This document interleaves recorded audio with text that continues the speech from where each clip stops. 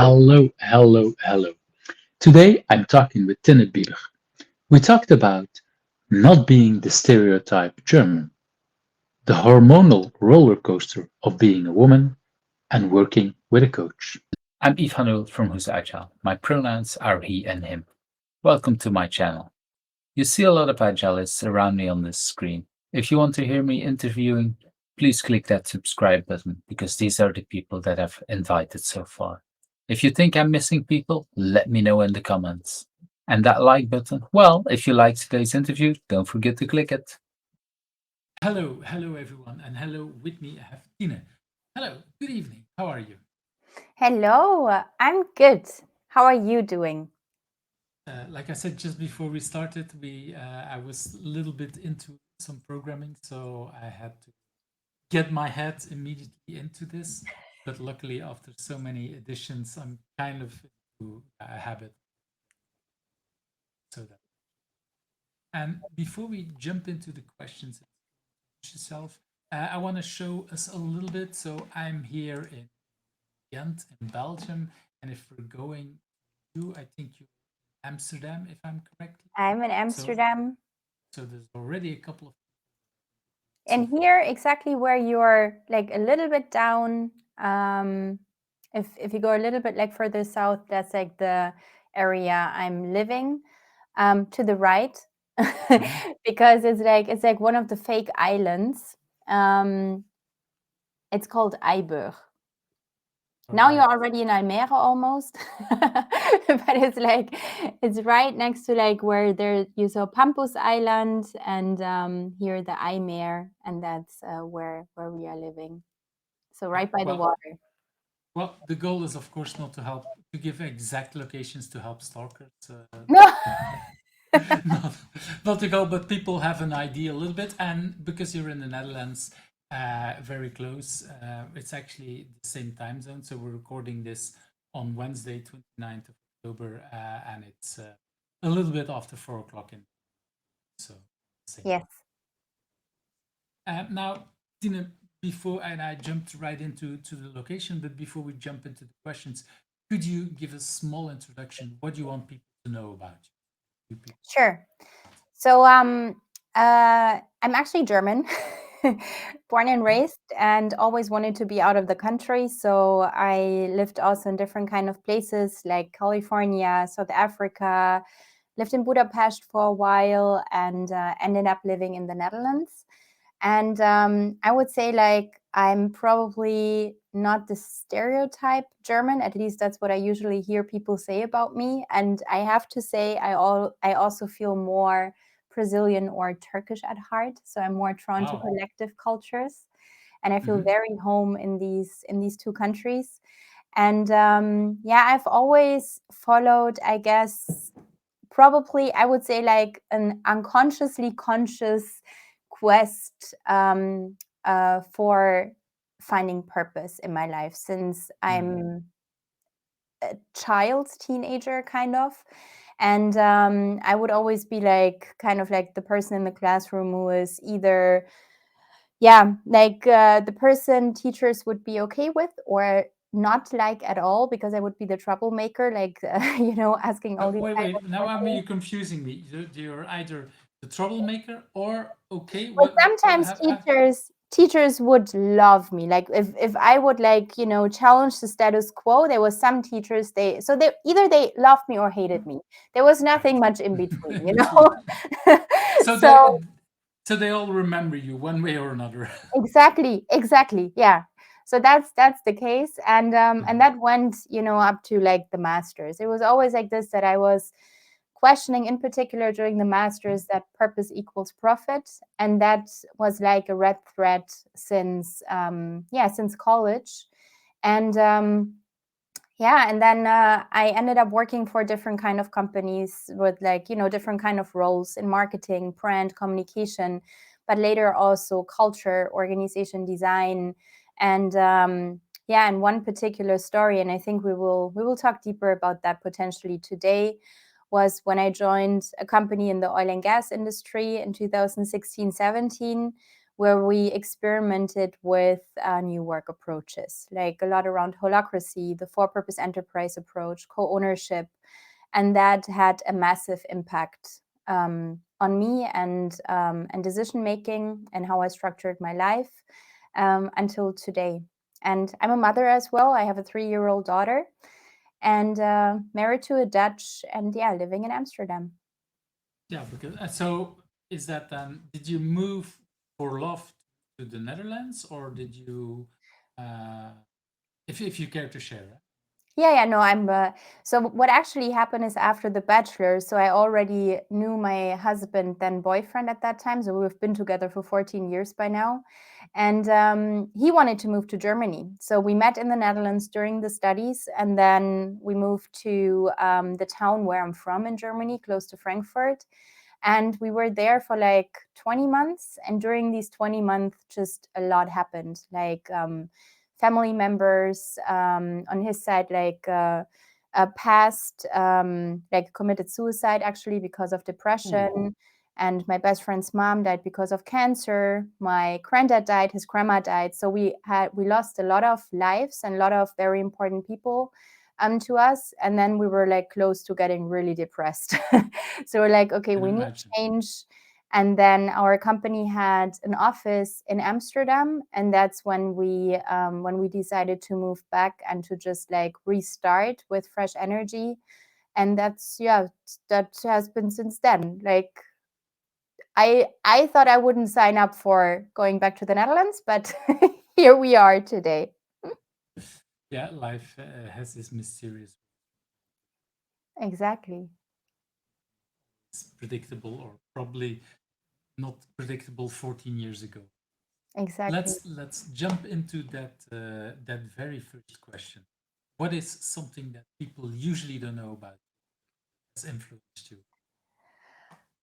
So I think one story or one moment in my life was definitely like I lost my skin color in a split second when I lived in Cape Town.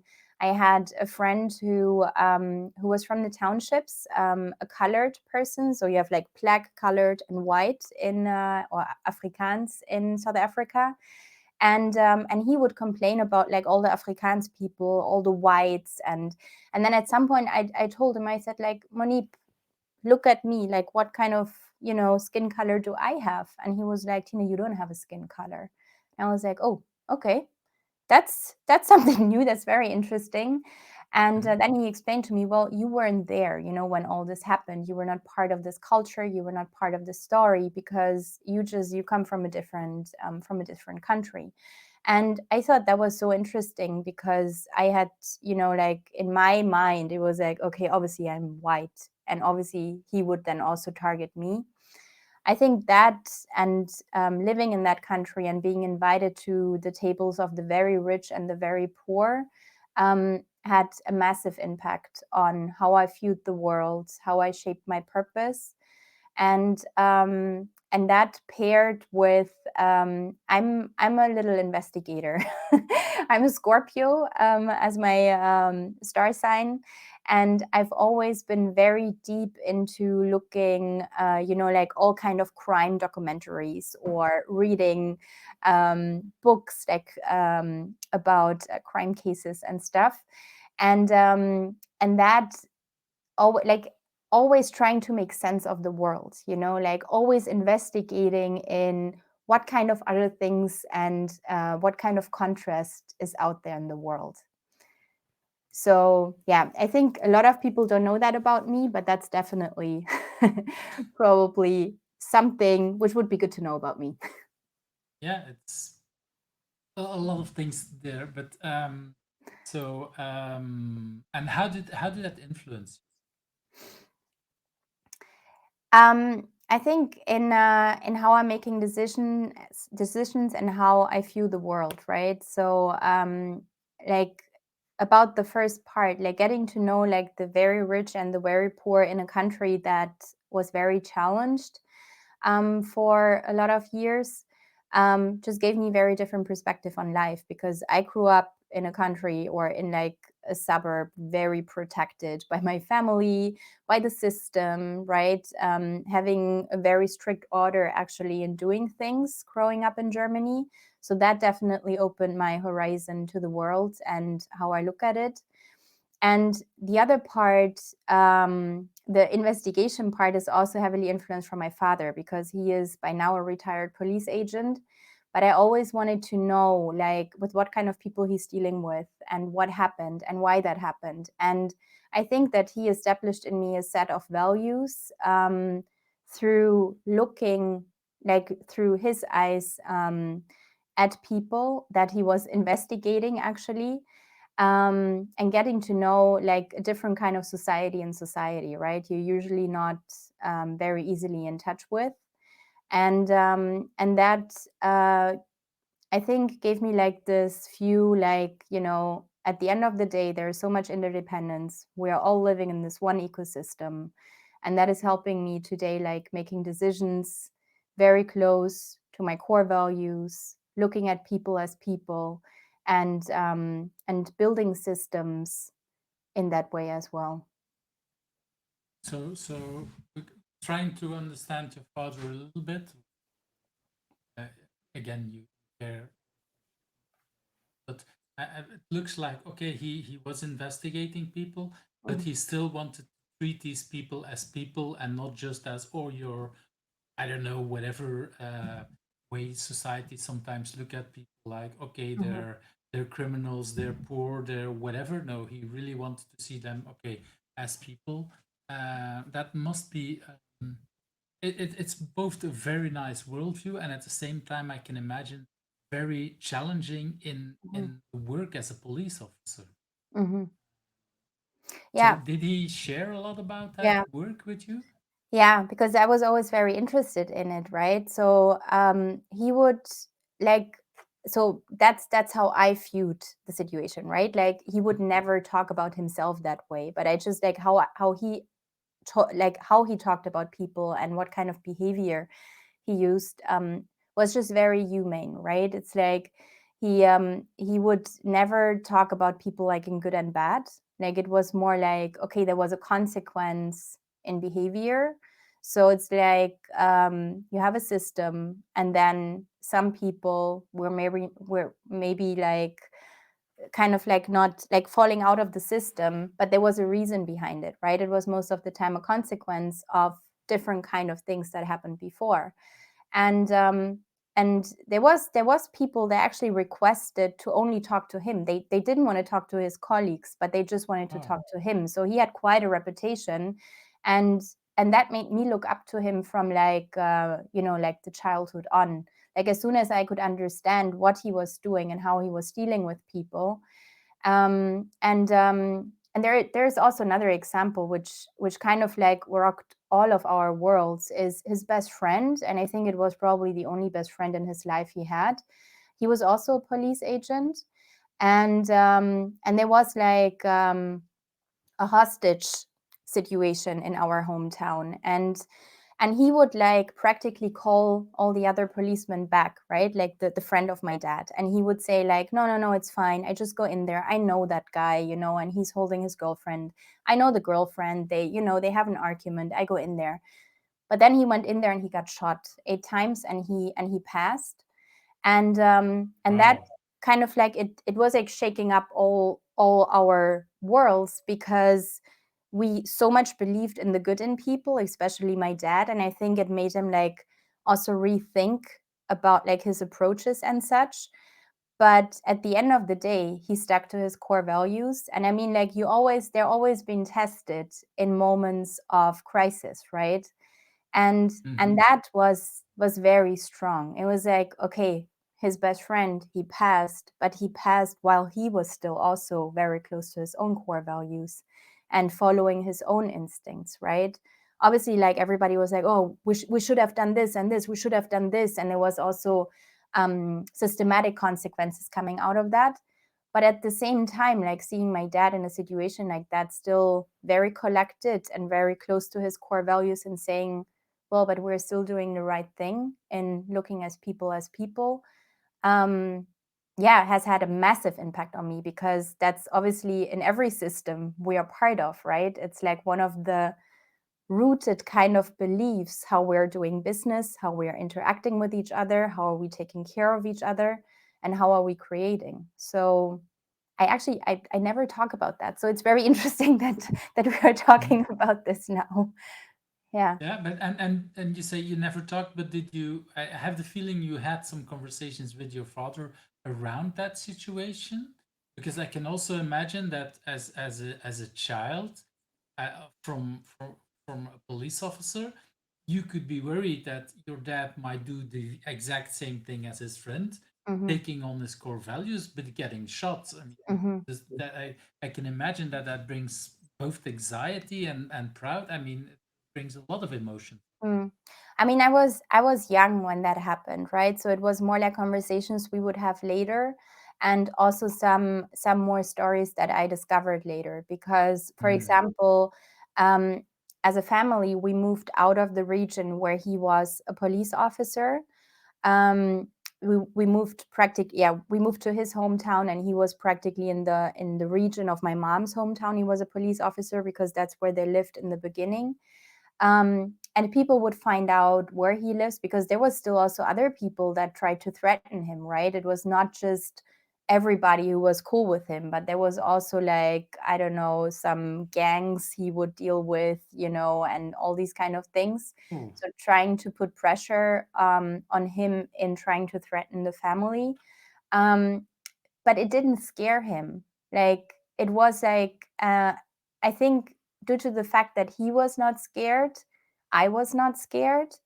And I remember a situation, though, where he tried to protect me as well, like, in terms of, there was, like, somebody he dealt with, and he ran into him, and he was investigating that person. He didn't expect him to be at that event. And I would stand next to my dad, and he would out of the sudden just, like, ignore me. Like, I would be, "Hey, dad," and he would just, like, pretend that he doesn't know me. So he didn't want me to put in any danger. Like, okay, we're not related. That's not my daughter. And he explained to me later. But obviously, in a moment like this, you're like, okay, what is happening now, Why right? are you ignoring me, Yeah. right? But I mean, I think the whole point of it is he could always explain, and he could create context, and he could always repair. While you felt very weird in the moment about it, it made all sense afterwards when you open up the conversation. It was never like, we're not talking about that, or I just, like, I just do this because I had to do that. But it was because a child wants to know. You need context. And Mhm. that, again, is something. I'm also very busy with that topic at the moment, like, because we have a 3-year-old daughter. You sometimes are at your limits, you get into arguments with your partner, and then Mhm. it's not about the conflict is not the problem, right? But it's really about how are we repairing um, later. And that's where the real skill is being practiced. And I think that's also things I really learned from how my dad was practically moving through the world, right? That's, yeah, wonderful stories. Hmm. And really, yeah, I like how you say, like, okay, things happen sometimes that is surprisingly, and adults might do, like having an argument with your partner is very logical. Yeah, let's not go into reasons for having arguments, but yeah, Yeah. it's very logical that people sometimes disagree, and I think it's very healthy that children see that Hmm. parents disagree, as long as it stays full. And um, but that we can also explain, like, okay, it's not because we have an argument that we're each other anymore, even if we Yep. look doesn't might not look that way at that moment, but we can still discuss that. That's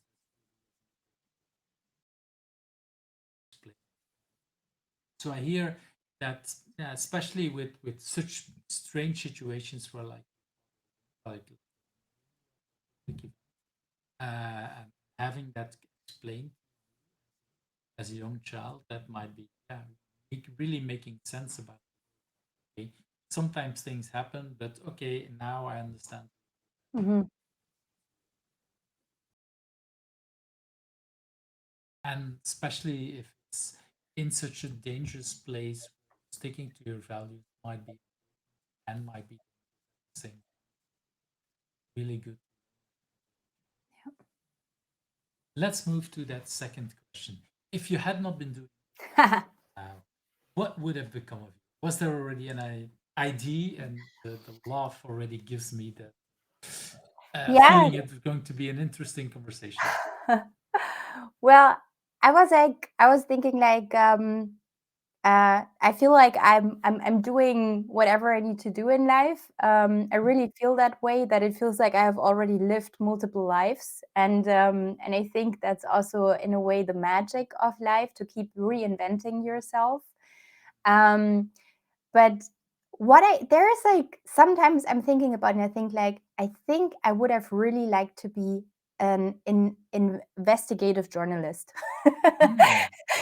Like, you would like, travel around the world and you're investigating, I don't know, whatever case or something.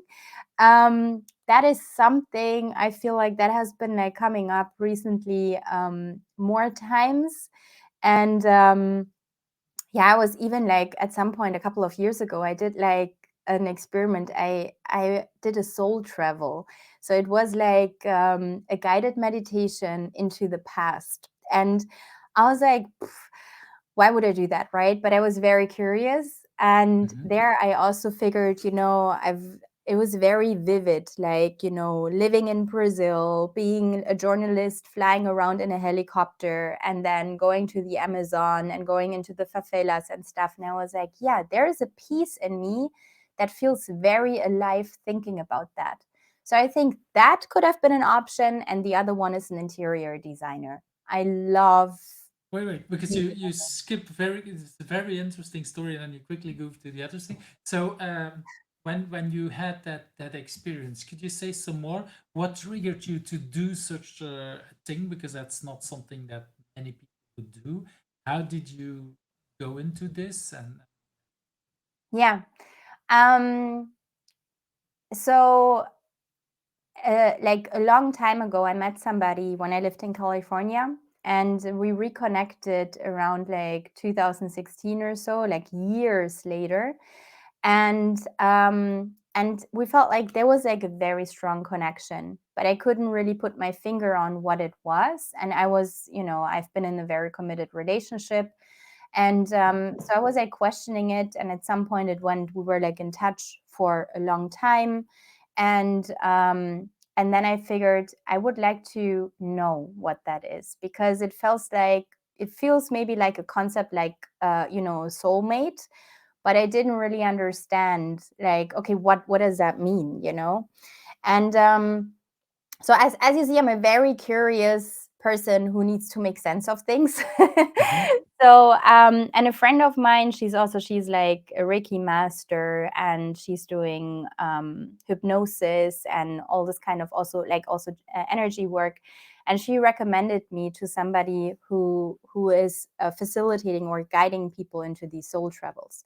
So I was like, okay, why not do it? And when I did that with her, I didn't have any expectations.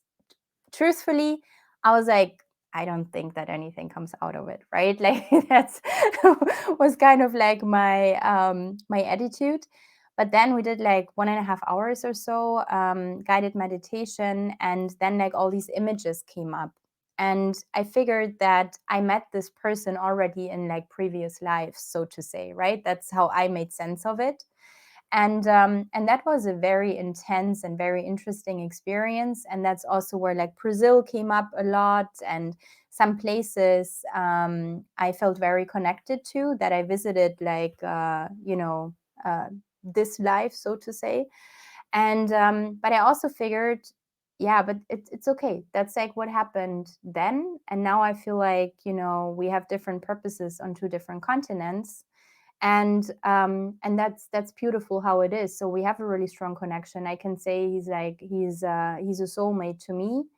And I made like two more experiences like that after that, not as intense, but it also helped me to kind of like make sense of the concept of soulmates to me.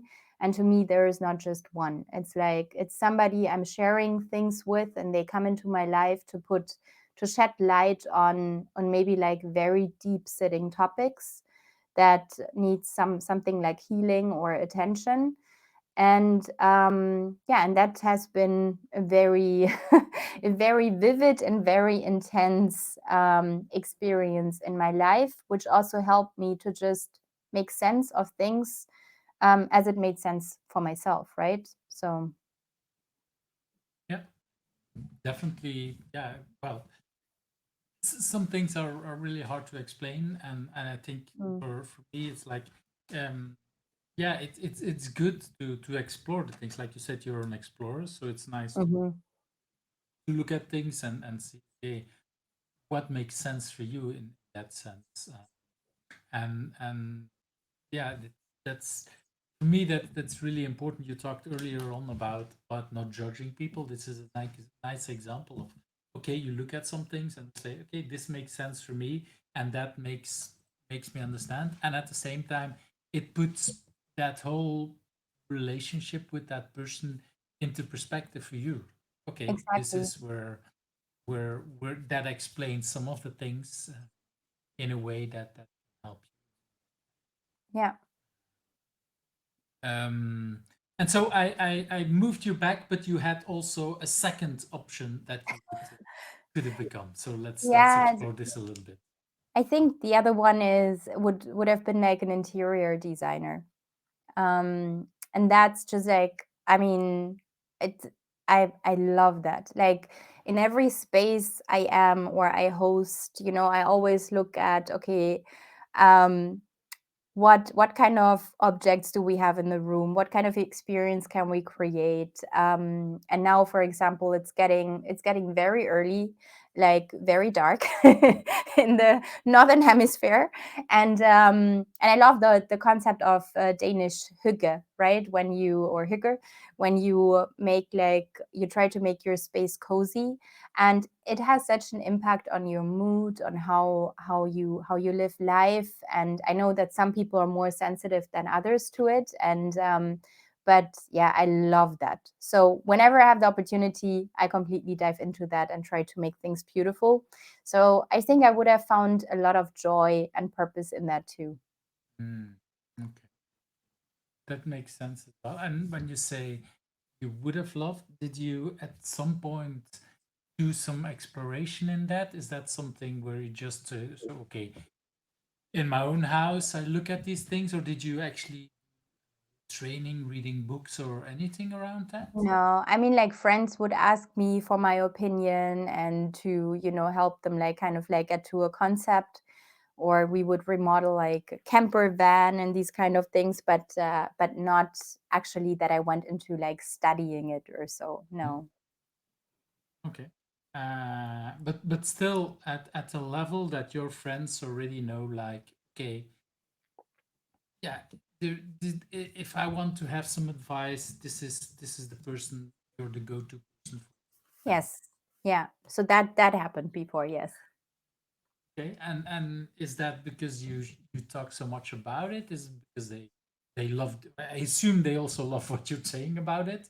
But is Yeah. it yeah? How does that? How do you become known in a way with your friends that you're Well, the person to talk to? you just have to invite them.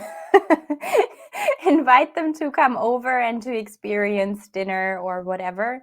And that's how it came to it, I think. Yeah. But I have this from my mother. Like, my family was always a hosting family, and my mother always had like this eye for detail. It was really important to her, like, you would have like the fresh flowers on the table, you would find beauty in different kind of corners of the house, and it was really important that people would feel yeah, just very welcomed and happy. And that's yeah, that's how I grew up. Also, we had a lot of parties at our home, and people, like, I don't know, they would stay until like sometimes 7 in the morning, right? All right. Right. So let's move to that first. What's your biggest challenge and why is it a good thing for you? And the biggest challenge that you want to share openly on the Mhm.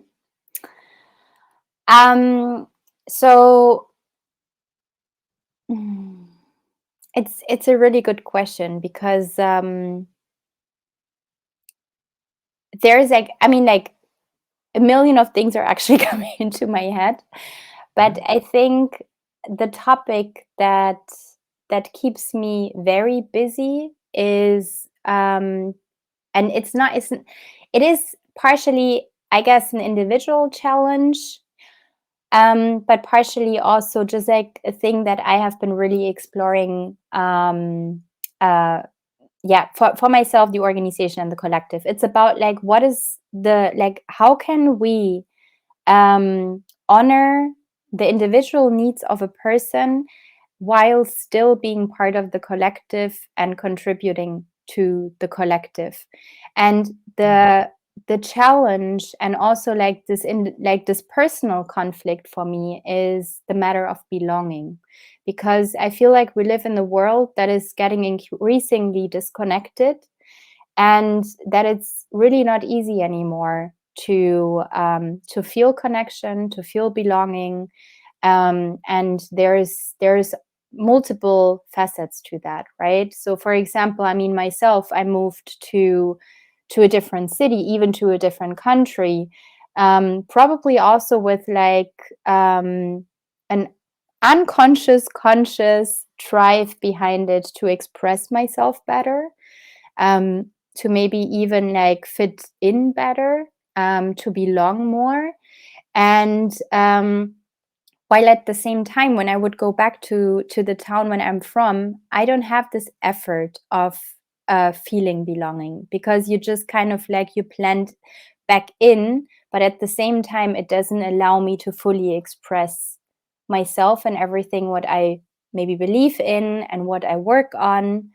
Um, so I think it's on two different layers. It's on this very personal layer of what does belonging mean, and when do we truly feel belonging, and is it possible to feel belonging as an individual that moves to another city, to another country, and searching for something. And on the other side, like to zoom out a little bit, what is the role of the individual in the collective, and how can we create thriving systems based on honoring individual human need and collective need.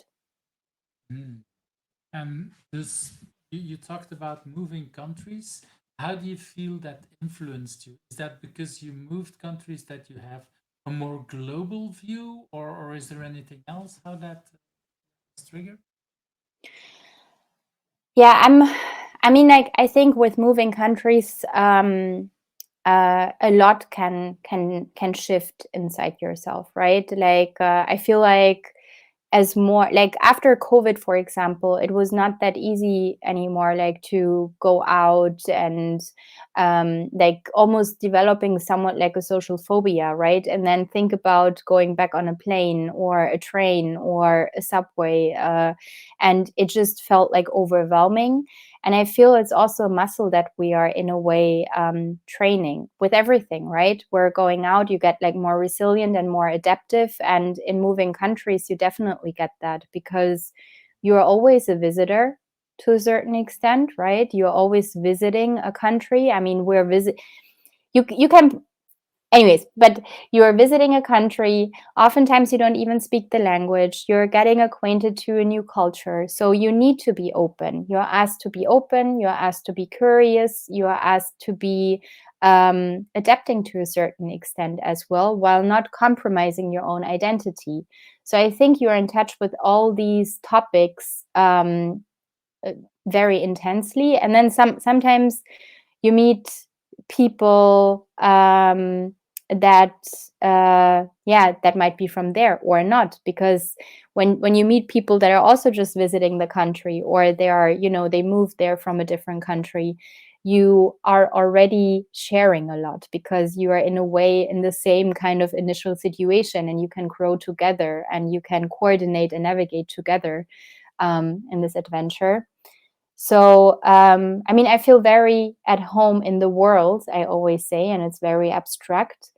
But now it feels almost like I'm not home where I'm from and I'm not home where I live now. So you're always a little bit in between worlds. So the only thing you have is you need to feel home within yourself, right?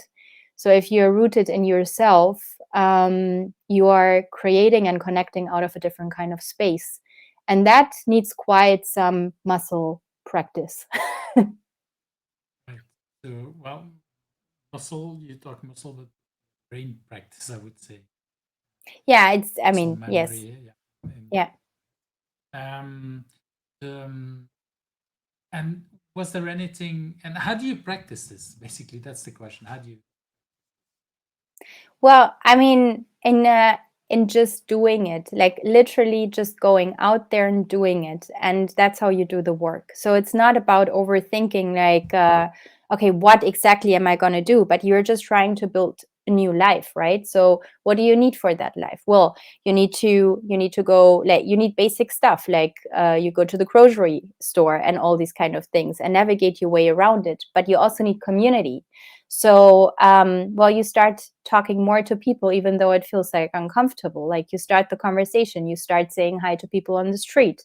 You push yourself to leave your comfort zone, not just once, but you make like a practice out of it. And I think that's how I learned English, because I was a really bad student.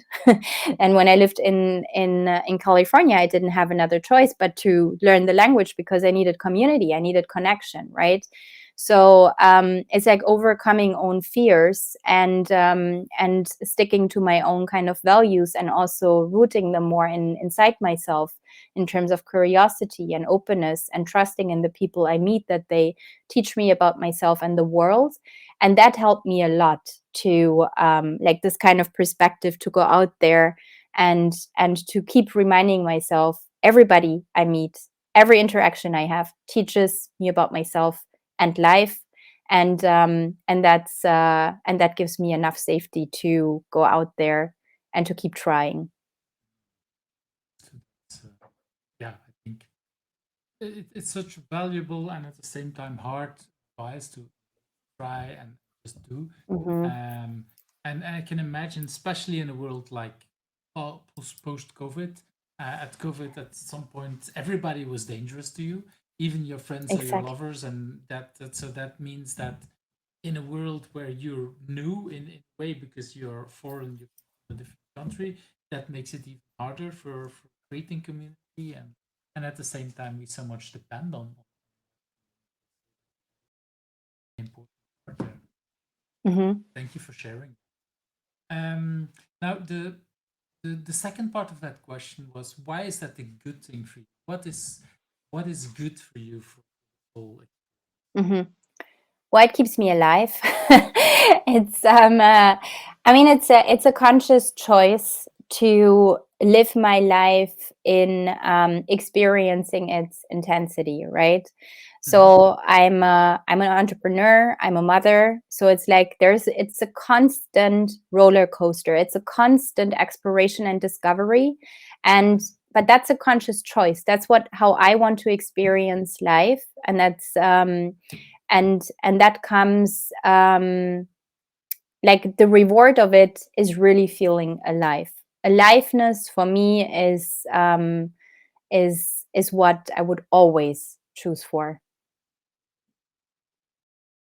Right. That Yeah, the life part is, I recognize that so much. It's like when we try a new thing, it's both scary and nice at the same time, and it doesn't matter. People talk about, I don't know, bungee jumping or some very strange, dangerous thing to try to feel alive, but it's actually much closer to home, like you say, just trying these new things, trying to make connections. And at first it was very scared. I still remember moving to another country, not knowing how to speak the language. that is very hard. And the more we practice it, it's not that it goes away, because indeed some Yeah. of the new things, um, every time you, uh, it's been a while being talking language, it feels a little bit scary. I think the same thing goes every time we work for a new client or Hmm. company, feels that same kind of thing, and it makes us feel alive. And now I'm giving bigger examples. Very nice way of. So let's move to that next question. What drives you? What drives me? I think for me, it's the belief that the belief in my agency and impact. I think if that would be gone at some point, then I don't have much anymore to be here. And I think that paired with what is giving me direction, which is my purpose to break down boundaries to connect worlds, and then with what gives priorities for me, which is my daughter and my family, and also the the equilibrium, like the balance I'm in, right? Like the needs that I have and how I meet them, if that is around sense making, if that is around sleep and exercise and food. But I think like all these three things together is really what gets me through life and what gets me out of bed in the morning. Getting at that's really wonderful. And if that's, is that something that you always had? Was there already a little Tine that had this already in you, or this is something that you discovered along the way? So I think there was always a part in me that was very driven, and I just couldn't put words to it. And that's why I consciously at some point started exploring that. And that's what I would call purpose today. And the other one, which always guided me, and I also never put words to it, I just knew what was right and wrong, were my core values. I was always very authenticity driven, I would say. So people always knew what they would get when they would talk to me or meet me. And that's feedback I got, I would say I've received like through my entire life. And so there was always this pardoning, but like, it always gets like more clear in as further you go in life, right? And as more as you're practicing certain things, and so yeah. I can definitely see that things evolve when we Yes. grow older, but not just older, more experience and seeing things around us, so that things are moving. That is a nice way having that. Let's move to that next question Hmm. about your biggest. What is your biggest achievement? And before I jump into the question, what I've noticed is when talking to it's basically, this is your moment to be proud of yourself, to maybe brag. Is it easy for you to brag about things? No, no, no. I would not even have, I think, like a good answer to that question. Like, Wow. um, I guess, um,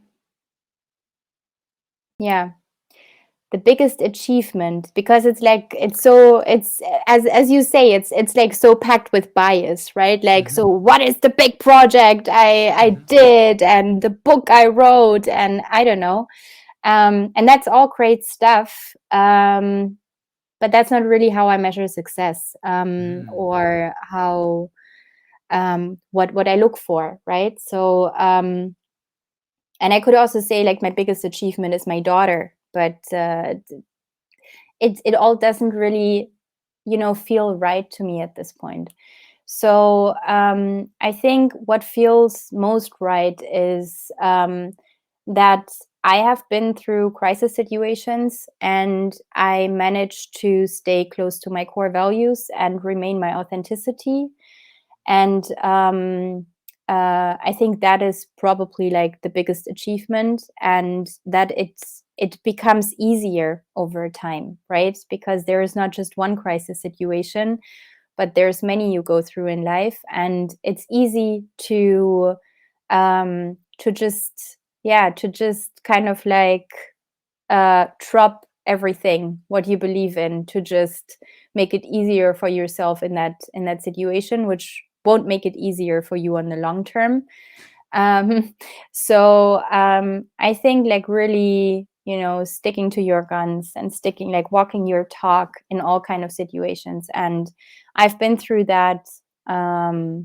Yeah, like especially in like organizational contexts where you're dealing with all kind of sometimes very odd situations where people seem to be not showing themselves really, and where authenticity feels like an act of rebellion. Yeah, I think that's probably my biggest achievement, that I would also be like the most proud of. And that's obviously like impacting all the other things, right? Because if that's what I'm doing and my daughter can see that and look up to me like this, then I have done a good job, I guess, as a mother. Hmm. And in a way that's very similar to what you observed in your father.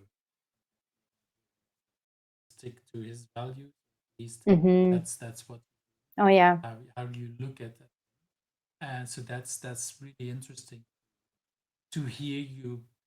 I wouldn't say copying, but at least be inspired Hmm. by see that. And I really like that how you put it like that, because it shouldn't always be the big things. It shouldn't always be. And yes, it's very tempting to select our children as our biggest thing, or that very big project or whatever.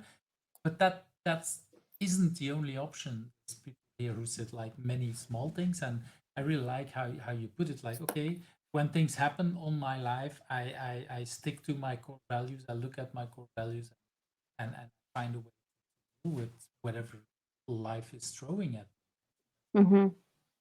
And is that something? But it looks like a so, how would I say it? Very um, grounded feeling and a grounded way of looking at things. Is that something you had for a long time, or is this also something you discovered recently? Yes. Give me 1 sec. I just want to try like to turn because the light was so Hmm. crazy. I think this is better, right? Even though Right. it's darker, it's better, right? Yeah, I think it's Yes, better. it's Do you want to repeat the question or should I just answer? no, just answer. Let's Yeah. keep it in. Um, I mean, no. I'm a very emotional, very passionate person, right? So it's not like that I would always respond, and still not, right? You're not every day is the same, and especially not in women. We go through kind of like a hormone roller coaster every single month. The four And seasons that the sometimes four called, right? seasons, yeah, exactly. And but I mean, like, what helped me is one thing was definitely this whole journey that we had at this organization I mentioned in the beginning, where we experimented with all these kind of new work approaches, and where we truly believed in, if we put our focus on increasing our self-awareness and self-love, self-accountability is going to fall into place. And that didn't just come with words, but it came with like so many practices, and it also came with a coach. So I've had a coach since 2017, and obviously you're like looking at different kind of topics more consciously, and that brought a whole new kind of focus on this side of personal development and self-leadership. And that helped me a lot. That helped me a lot to respond with much more calmness, being much more rooted also in my core values that I could then name. Before, I felt things, I felt purpose, I felt values, I felt like I was making decisions that made sense to me.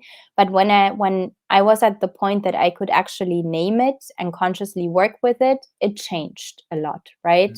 So and that, I think that helped me a lot. So I would say probably like the past almost 10 years, it's been gradually like more grounded, but it's like obviously an evolutionary process because we never feel the same. We're never in the same period of life. And also with that story, I mean, we experimented with all these kind of things. I felt purpose and meaning every freaking single day.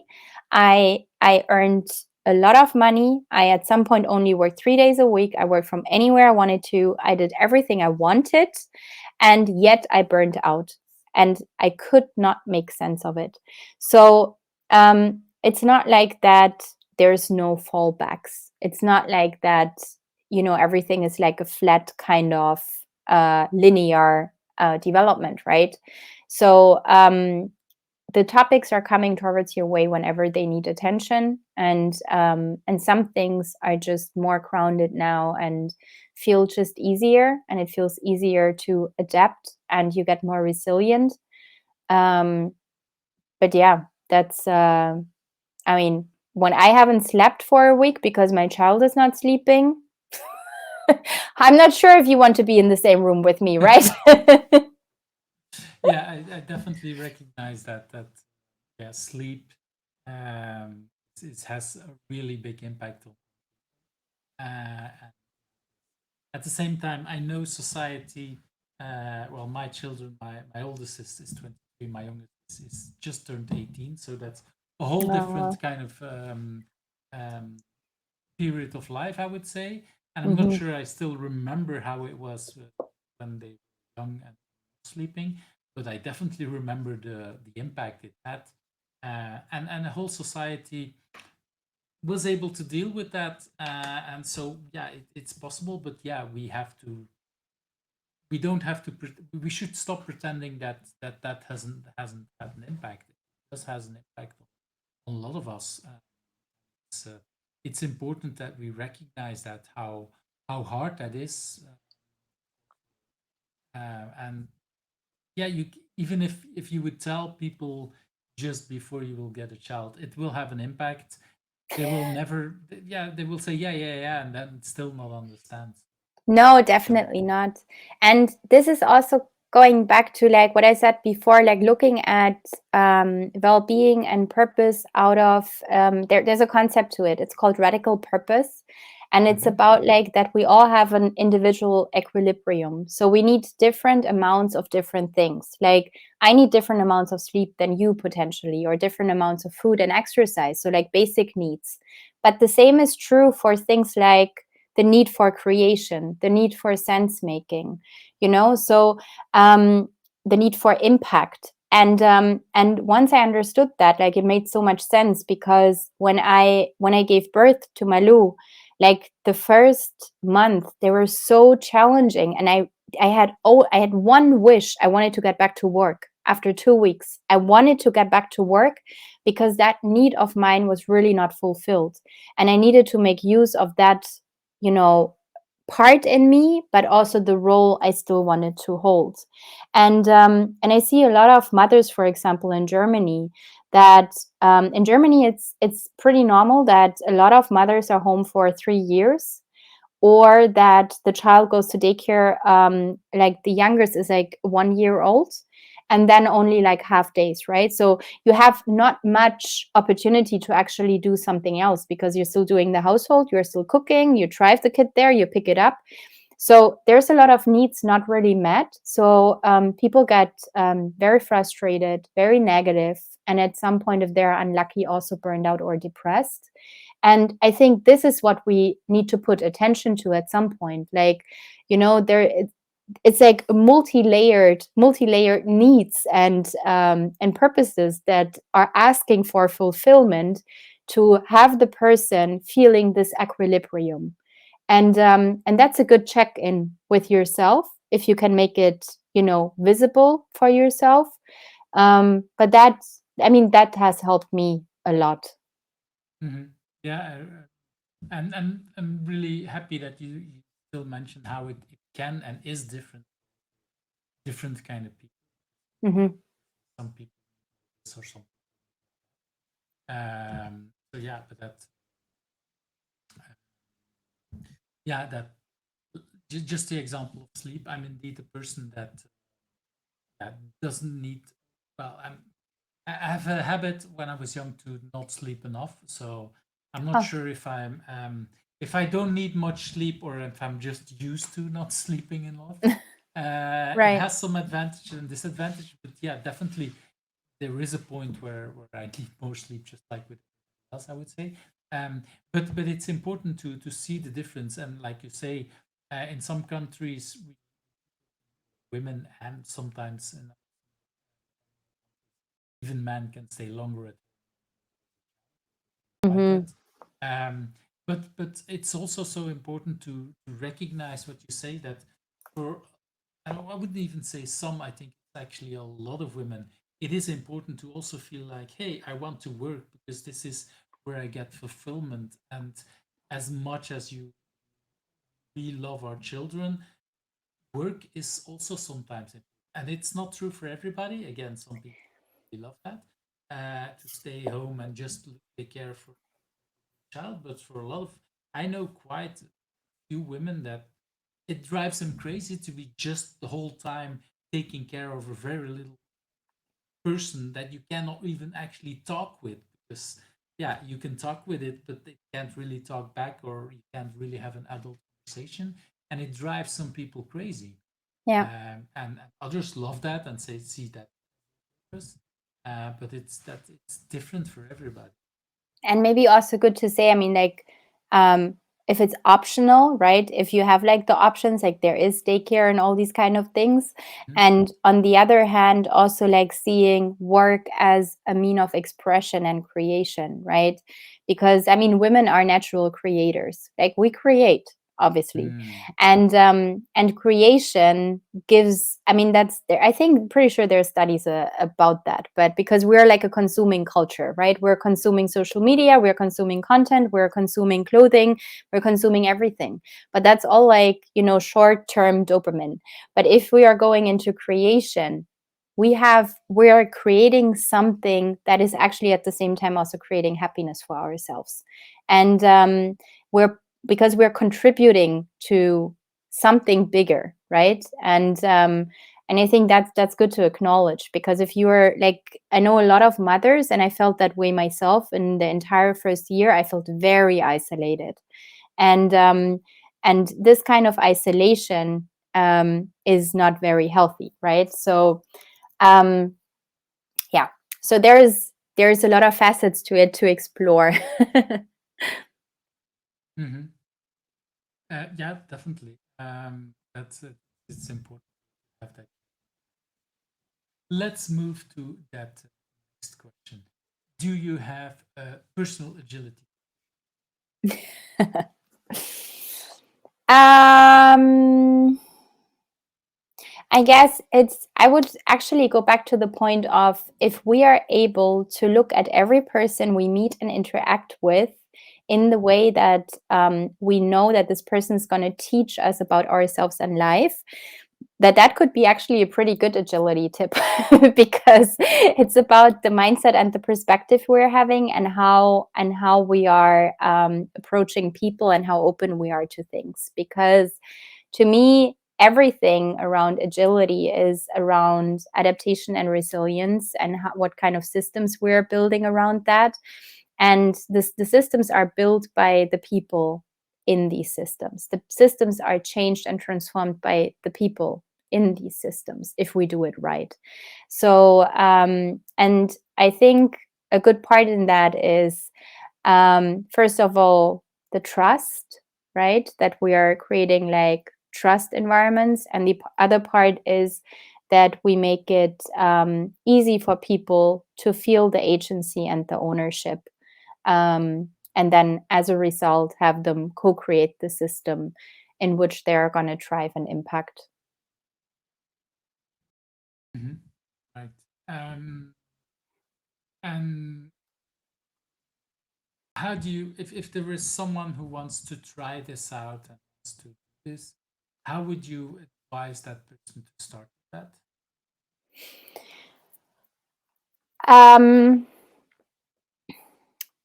For what exactly now? Like for the mindset part, to just practically root in people. Like, I mean, like the tip is easy, right? Like just think about this person you are interacting with teaches you about yourself, But or like, sometimes people, when you tell them that, I can imagine that becomes like, but I don't believe it, or I don't think like that. yeah, I mean, it's always an invitation, right? Like people can practice with it or not. And how I always look at organizations or teams is like trying to bring mindsets of experimentation and discovery. So this would be a part of it, but then you have an initial openness already, right? Because people actually accepted that invitation to take part of it. And I think to make it very practical would be, well, what's the problem? We need to have a problem, like identify the problem and invite all the stakeholders of this problem and then to solve it together. And not in specific kind of hierarchies or whatever, but you make them understand they're part of the problem and that's why they can also solve it. So oftentimes that's not the case, right? But that Oftentimes it's also, wait, because you go quickly, and I do want to go to that next part. okay. Um, when you say to people you're part of the problem, I can imagine that that brings, even if I'm invited you to do this, it can still bring, I don't know, some kind of energy and some kind of, anger is extreme, but some kind of emotion like, hey, what are you saying? I'm Okay. part of the Yeah. Okay. problem. No, How sorry. Yeah. Exactly. That was not very well articulated. That's true. Mhm. No, I mean like more like like let's rephrase it. Like you have a stake in the solution. Right. So because like making them understand the problem, not being part of the problem, but being part of the solution. So they understand the problem, and oftentimes that's the part that we skip, right? And we already jump into the solution because oftentimes it's like, well, yeah, okay, there's something, but the problem is a lot of times not even coming out of the teams, or it's like it's not identified there, but it's like somewhere in the top of the organization somebody says this doesn't work and now we need to fix it. And that's not, like, for example, I just heard that from a friend. Like, he is like, okay, we're going through another reorg and I think I'm looking for a new job. I'm like, what? And he was like, well, I mean, we're going through a reorg. And I'm like, okay, but wait a minute. So what you're telling me now is you heard that you are going through a reorganization. You don't know what's gonna come, like in terms of how your team and your role is being affected, right? Right. So he's like, most likely my team is not going to exist the way it's existing right now. And there is a possibility that we're being divided, and then some other people are going to join me, and then some other people are going to join my colleague in the other team. And I don't like this thought. And that's when I'm like already triggered. And I'm like, how can an organization not understand that this is happening, that people are checking out already before the reorganization is taking place or while the reorganization is taking place, and having completely missed to invite them to be part of this reorganization in the first place, where they could reach, first of all, a better outcome, because these are really the people, they know what's going on. So you have the possibility of creating real, true adaptive cultures that are set up for resilience and that are set up for the future. But what you're doing now is you're identifying some kind of problem yourself, isolated. You present that problem in a way with a solution already. And as soon as you're doing that, and then you're expecting people to buy in. How? Of course I'm disconnected then, you know? Of course I'm then saying, okay, you do your thing, but don't expect me to have agency in that, because truthfully, I don't. Right. So that means that's definitely um, that's definitely and I really like how you rephrased it, and it makes it so much more clearer, and it takes the yeah the first sentence sounded much more like blaming, although you didn't want it. It sounded like it, and Yeah, it could be no. perceived as blaming, where actually you were trying to say the exact opposite. I also liked what you just explained about the reorg, and depending, of course, what's role it is. It's interesting. I've had a very similar conversation with a friend of mine who's actually working as an agile coach, and had the exact same feeling. I'm like, but you are a person who is also helping changing organization, and when it's happening to you, you have all these kind of emotions. Actually, it's really good to observe this, to recognize that, and actually this is why you need to stay, because well, need he do what he wants, but it's good that you experience this as a coach, so that you know that whatever you're doing, you're actually doing it, and things happen to yourself that might have standing. And because sometimes people don't, organizations don't realize these No. effects, and it's typically done by people who haven't experienced it themselves, or think whatever, that people can get over it unemotionally, but there is always these emotions that are Exactly. that's so important to share. Let's move to that next question. You What have you learned about remote working? And you talked already about moving countries, so I assume you already have some kind of experience also talking with people in different countries, and we talked about Corona at some point. So, what have you learned about remote work? Yeah. So I've been working remotely since 2018 or 17. I mean, but then still with like a little bit of physical contact, because my team was also in the Netherlands. But since COVID, I've been fully remote, and what I've learned is, again, like, experimentation is important. Like, what works for you, and it's a lot about also individual needs, because there is something that comes with it. It's the physical connections, because we still need them.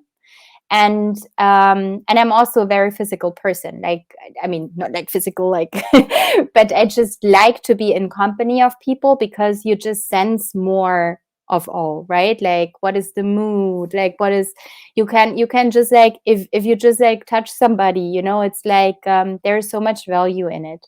So yeah, just finding ways to still get that, because I also know, for example, a lot of people, they work remotely and they don't have family, for example, right? So then, and then if you don't get out of the house, that can be very dangerous. So for me, like, I try to have, like, also, I mean, I still have my daughter cuddling up on me, like, you know, at night, or my husband is there, but I try to have conscious breaks during the day to get out, because we tend to have like more video calls, like much more video calls. Like, a normal day for me is like 7 meetings or something, and that's a lot of hours of video calls. And whenever I have the possibility to see somebody in person, then I try to take advantage of it, because I also felt at some point you get socially, like, not awkward, but it is like you have like fear increasing in, how do I get from A to B? Like, I used to commute to work by car, by metro, by, you know, like, I had different kind of workplaces. So um or in South Africa, it was a minibus and a bus, like you had two different things. So you always had to navigate and organize how you get from A to B. And now it's really, how do I organize to get to physical connection besides working just from home, or when you work remotely? I mean, you have like just the logistics about, do I have good internet? Is there a lot of noise? So there's a lot of more mental load, I feel, because you're not just going to this one place every day where you have your set desk and you have your coffee machine, natural conversations, but now you have to actually facilitate it and you have to consciously plan it in.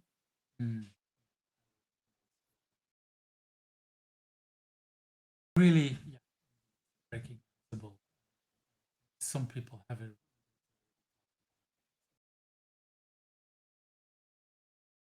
Between remote and let's move to that next question about a book. What's a book that you have read that you Probably no book that somebody would find interesting, because I'm reading a lot of crime books. So I have to say my shelf is full of all kind of books, right? Obviously, I own Reinventing Organizations by Frédéric Laloux. That was a present of Rio at Zappos in Vegas, which was one of the most popular holacracy cases back in the days. And when I visited, I got that as a present when we were also in our journey already. What I really like is the oh my gosh, now I forgot the name. The Creative Act of Being, right? that's the book that you're That's talking the about book. from Rick Rubin. The Creative Act of Way of Being, exactly. And why I like this is I'm looking, when I look into books like this, I'm looking for magic. I need a little pick me up, or I just want to reconnect a little bit with magic and some wisdom. And a book, I think it always finds you in the right moment, right? I love the Paulo Coelho books, for example, and all these kind of things. But I'm more like, when we talk about management books or leadership books or whatever, I'm not a big reader in that, because I'm always going the way of experimentation myself. Like, if I haven't experienced it, it's not making sense to me. So if I would just read about stuff, it's like, okay, yeah, that's nice. So I read books more as like a confirmation, or like, I haven't read Reinventing Organizations until today, but I have it, and my partner read it, and he told me at some point, oh, that's what you guys are doing. I'm like, well, if you say so, that's what I heard. So yeah, so I think it depends, like with everything, how you use it. Yeah, and well, I personally haven't read this book. It's actually on my, I don't know how to call it, gift list. This is one book that I'm really looking forward to having. But it's already, I think, the third or the fourth time in this podcast series somebody talks about it. Nice. So many creative people are interested in it, and quite a couple of people say, okay, I can just flip through it. I have a couple of friends, musicians, that love it as well, but not just musicians, any kind of creative people, both influencers as people who are with art or with, I don't know, creating clothing or things like that. They're really interested in this kind. Yeah, and there's a part in it, because that's another topic I'm very deep in, which is the mechanization of artistry. That I feel like, and you could also say the mechanization of creativity, right? That everything is systemized. Everything is kind of like, we're looking for, also with organizations, we're out there, we're looking for a blueprint that we can just replicate, that one perfect solution that's going to save our world of work and our world in general. And that is obviously like a misconception, since every organization has a different social system, built on different kind of needs, and that's the same for creativity. I mean, that's a very important part in that, right? And if we start to mechanize creativity, which we have been doing, it gets pretty flat, because I think with that, we're also driving individuality out of organizations, and with that diversity, and that the capability of problem solving is getting lost then. And yeah. Yeah, and that's yeah. Somehow a lot of people or companies think like we we we are unique as a company, but at the same time we want our people to behave everybody the same Mm-hmm. way, and then we find troubles on finding creative and dealing with it. So that's definitely really important to have that kind of looking at these. Thank you. Mm. And in that sense, I think that Mr. Rubin has created a really important book, because so many people from so many different environments are looking at that's really. Let's move to the next question. What's a question that you think I should also ask you? The um I hmm.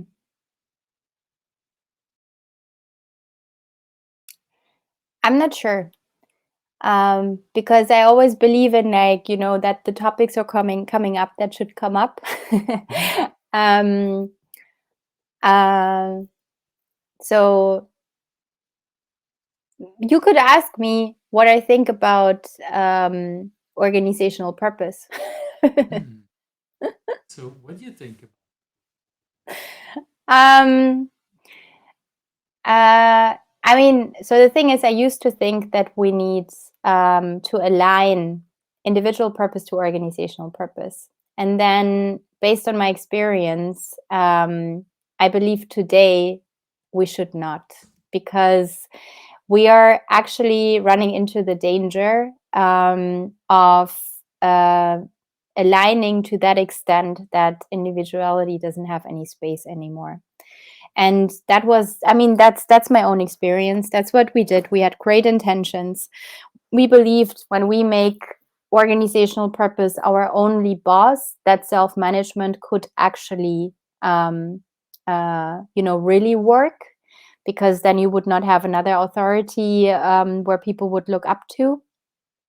But at the end of the day, it went sideways, and it counteracted, because organizational purpose got so big and so vague that it overshadowed individual needs, and that's when it actually intervened in individual identity, and then diversity was out of the window, and then the company was not doing great anymore economically, and people on individual level were so emotionally disconnected that not just me burned out. So I think there's always a fine line. And I believe truly that purpose is something very individual. And I believe that an organization can have an inspiring purpose, but don't put it at the center of your decision making, or leave the space for interpretation, and honor the individuality, so different kind of individuals can coexist in the system that you are creating as an organization. And when you say difference, could you, in what kind of direction are you thinking? Because we can go very, people can be very different. How Mm-hmm. that also makes it sometimes harder to work with one another. How Mm-hmm. do you see that working? I think so. There, a lot is in language and communication. And it's just what I've experienced is that we try to really, like, working with holacracy, and I'm sure you're very aware of that, of holacracy and how it works. you're like you work with different kind of roles and accountabilities, and if there is an accountability unclear, you would actually you would try to bring that up, and you would try to make it clear so you don't have like hidden expectations to each other.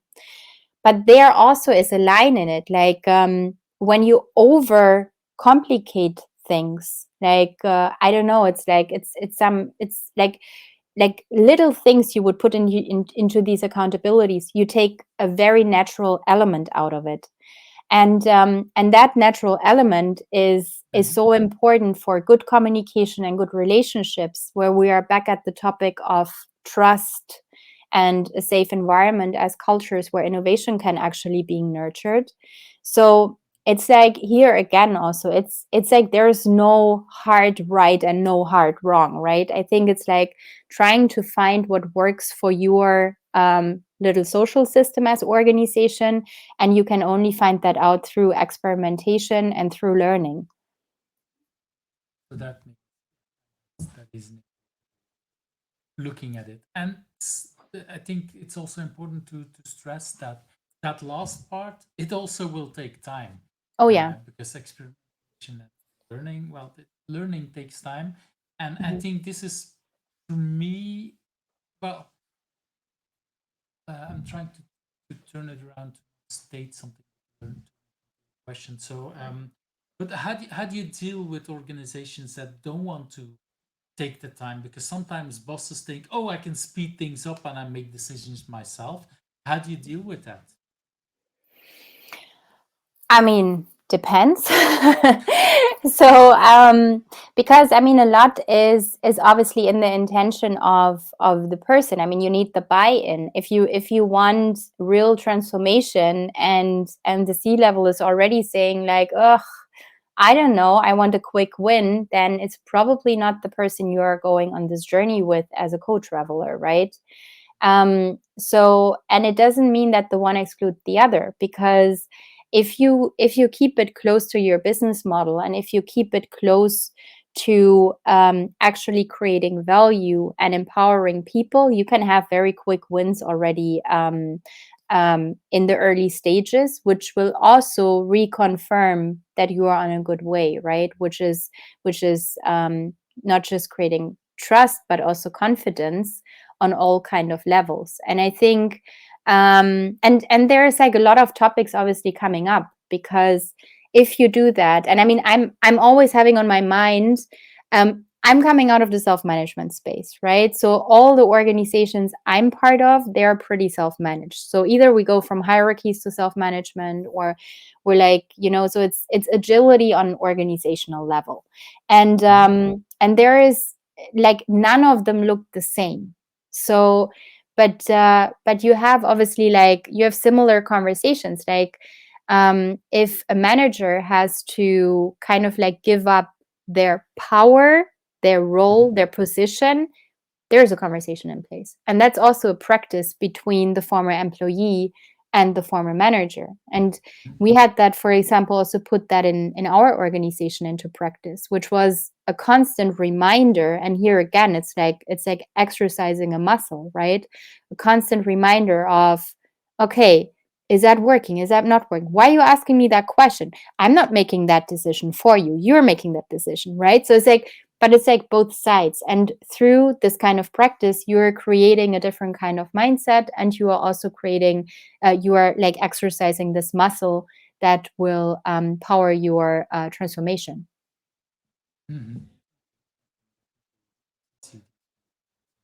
Really important, like you say, to have again that Mm-hmm. because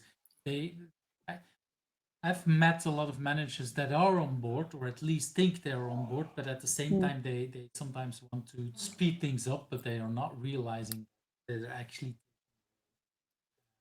habit and the muscle. Because you talked earlier about you have to practice this, and of course, they think, oh, I'll speed it up, but from that moment on, everybody else that has to learn and take their responsibility, like, "Oh, why should I take responsibility? If I don't, my manager takes it over, thinking he will, and he's probably right, so I'll stand back, and then you lose a lot. Mm-hmm. And having these conversations, let's move to already that very last. Who do you think I should stand? A couple of names, 2 names, if I'm right. Yeah. And I would even add one more. Okay, but let's start with the first two and then add. So Jose Leal, Jose has been in the space of progressive work. And that's him, if I'm That's correct? him. That is Jose. Yes. He is the co-founder of Radical Purpose, and he has been looking very deeply into different kind of organizations around the world, how they work, what our actual human needs are, how collectives can work, and how self-management can truly work. So that's Jose, and he's based in California, in the Bay Area. Mm-hmm. And why should I talk to him? Talked a little bit about him, but why should I? Jose has a very distinct perspective on the world, which makes also a lot of sense. Like like how does the majority of our world like society look at the world, right? And that understanding and awareness helps us to actually shape the organizations of the future. And also the practical experience he has been having and the community he has built is extremely valuable, because there are so many very valuable cases in there of people who are doing things differently and who are organizing differently and who are actually creating like what he would call radical companies, where the person, the human, is in the center. That sounds really indeed like the I would like. Yeah. And who's the next person? David Hensel. I think that's David, if I'm That's correct. David. And David, so he's actually my current business partner in Love Not Fear, but he has a very interesting story. So he's coming out of the entrepreneurial side. And David, he was kicked out of 14 high schools. So Wow. he never graduated, and he was forced to be an entrepreneur since he's like 15 or something. So he has successfully built multiple companies over his lifetime, and failed obviously as well. So the failure brings tons of learning, and he has developed a perspective on life and a mindset and the way how he's running companies. It's all rooted in the belief that every decision in life we're making either out of love or out of fear, and bringing that into the context of an organization, and bringing that into the context or out of the lens of an entrepreneur, where obviously like the business model, the profit, like is super important. Like how do you make a company sustainable? And not having this experience, he was never employed in his life either, right? So he never graduated, he was never employed, so he only created, and has this perspective today. Is just he's a very interesting and very inspirational conversation partner. Sounds like it. So thank you very much for bringing him up. So who's the third person that you Doug Kirkpatrick. Doug Kirkpatrick is also from the Bay Area, and Doug is, I would probably say, one of the founding fathers of self-management. And Doug did the Morningstar transformations already in the 90s, is still involved with Morningstar, and has been experimenting vastly over the course of time with different kind of organizations in different kind of industries in the space of self-management. So self-management always as a lighting, like a leading principle, so to say. So that indeed sounds very interesting person. Because say it's really important to stress out that some of these things might be rather new to days, but other people haven't been experimenting with these years.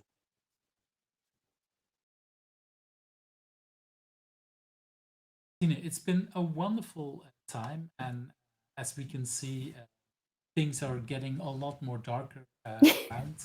It's darker. I see just in front of my computer, I see very dark. So yeah, really wonderful conversations that we had. It's actually, I only noticed it when I started to say thank you that is that it's around dark, because I was so immersed in our conversation that I didn't listen. So that for me is a good sign, because it was really wonderful to have that conversation. For the people that want to connect more with you, what would be a good way to? LinkedIn is a very easy way to get And connected that with should me. be Yes. connect. Yeah. Yeah, really wonderful time I have. Really thank you for that time, and I think now it's time for both of us to go to our family. I think your daughter might be waiting. Yeah. So thank you very much. Atu. Thank you so much. It was such a pleasure. Thank you. Yeah. Thank you for watching Who's Agile, where the stories of agilists come to life. I hope you liked today's interview. Subscribe if you're not subscribed and want to get to know other agilists.